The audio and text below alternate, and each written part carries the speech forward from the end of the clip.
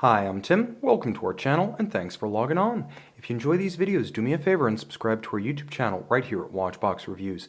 I would really appreciate it and I promise to update daily. If you love this watch, you can see it and you can purchase it on our website, thewatchbox.com. On my 16cm circumference wrist today, we have the Omega Constellation Globemaster, arguably Omega's star of Baselworld 2015. This particular version represents both the revival of the much-loved Pan constellation dial and one of the richest variants of the Globemaster family. 39mm in 18-karat yellow gold, the most traditional of golds, looks appropriate on this vintage-inflected timepiece. Make no mistake, it has modern tech, but it looks the part of a mid-century dress watch companion to a gentleman of discerning tastes. On my wrist, it fits easily, 39mm in diameter and 13.1mm thick. It's neither a thin watch nor a thick watch, but it will fit underneath the cuff, and you can see it next to my shirt, which is not particularly tight. There is no issue with compatibility. Also, lug-to-lug, the watch has a wearable 46.5mm span, so I can endorse it for wrists as small as 14cm circumference. The spacing between the lugs is 20mm, and that's a pretty universal size, so you'll have tons of aftermarket and OEM options, but consider the factory strap your first choice because it's a nice one. It's nicely bolstered to match the swell of the lugs. The taper continues almost perfectly between the two materials. There's a handsome sort of burgundy brown to the leather, nicely bolstered, a folded edge with a monotone stitch, calfskin on the underside, and wonderfully supple. Although it's a brand new strap, it feels buttery smooth and broken in already.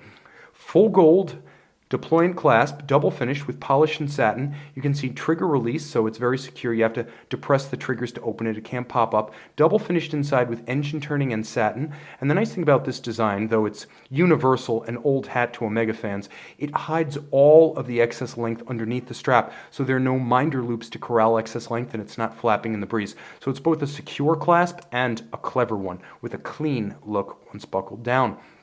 The caseband is simple but has a few handsome nuances. My favorite is the polished bevel that runs the full length of the case. The ends of the lugs are a little bit squared off and they have a bit of an uptick to them, almost like a ducktail. You can see that there's a satin finish to the flank and a satin finish to the top of the lugs, and then there's that hairline bevel between them. No crown guards, polished, Omega logo, simple, easy to manipulate. Here, no tungsten bezel, but a very finely fluted and striated bezel that will never be mistaken for Rolex yellow gold. There is a real difference between a fluted gold Rolex bezel and the style that Omega uses, and you can see that easily here with the Rolex using a much larger fluted and faceted form and a much more granular striated, almost groove-like pattern. Call it coining of the bezel on the Omega. Now the dial is matte. It may look like a sunburst, but look again.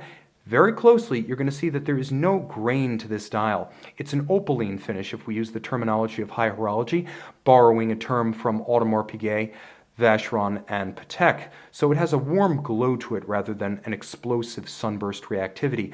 All of the dial furniture is of high quality. Yellow gold indices, yellow gold hands, yellow gold Omega logo and marquee, yellow gold star. Remember, the observatory chronometer was the hallmark of the original Constellation line. So you have both the star, the celestial illusion on the front, and the image of an observatory, quite literally in yellow gold on the caseback, but we're not there yet. There's a nice facet for the date, which is anchored at 6 o'clock, so most of the features of the dial are arrayed from 12 to 6 in line, preserving the bilateral symmetry of the dial. Hacking seconds, you have the stop seconds to set the time precisely. You have a time zone function that allows you to move the hour hand independently as you travel east or west, even across the international date line. You can jump the date in either direction, and you will note that there is a nice step-down facet to the date window that eases the transition from the plane of the dial. You can see the subtle geometric faceting of the hour track underneath the indices.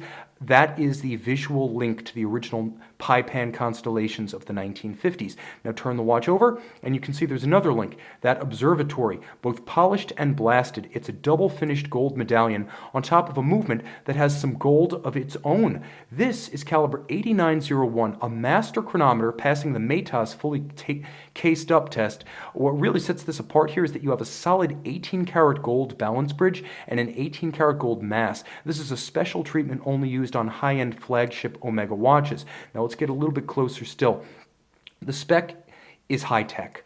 Twin mainspring barrels for exceptionally even torque release and isochronous running from maximum wind to minimum wind. 60 hours of power reserve overall. The Matas test encompasses 8 different tests of chronometric precision in 6 positions rather than the COSC's 5, water resistance, winding efficiency, power reserve, and anti-magnetism. And to that end, the watch is both 100 meters water resistant and virtually amagnetic thanks to an Omega Si14 silicon hairspring, full balance bridge and a free sprung index for shock resistance, and a quirky coaxial specific beat rate of 25,200 vibrations per hour. It is a very precise watch. It is also an exotic watch using the tri-level tangential contact coaxial escapement invented by George Daniels and later perfected over several generations and iterations by Omega, a watch that puts it all together and one of the grandest of Omega dress watches of our era. This is the Constellation Globemaster in yellow gold. Yellow by day, blue by night, the Constellation Globemaster.